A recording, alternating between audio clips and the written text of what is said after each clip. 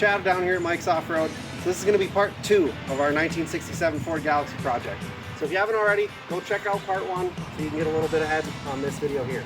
So this car, we did a whole new chassis with this car, all new suspension, new gears, driveline, a new transmission from TCI, and a new Ford Motorsports 427 small block. So let's pop the hood. So this is the Ford Motorsports 427 small block. This is a 351 Windsor block, bored up to a 427. SVO performance heads, 427 Cobra valve covers. This features an MSD Pro billet distributor with an MSD ignition system. This has a March all aluminum pulley kit on it to run a Mustang power steering pump. It has all custom power steering lines and braided fuel lines.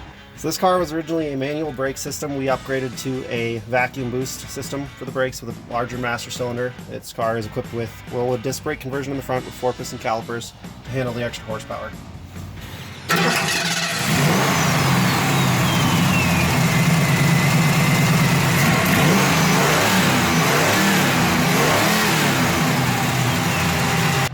Alright, so now you guys have had a chance to look at this car and see what we've all done to it, so now let's go see how she does.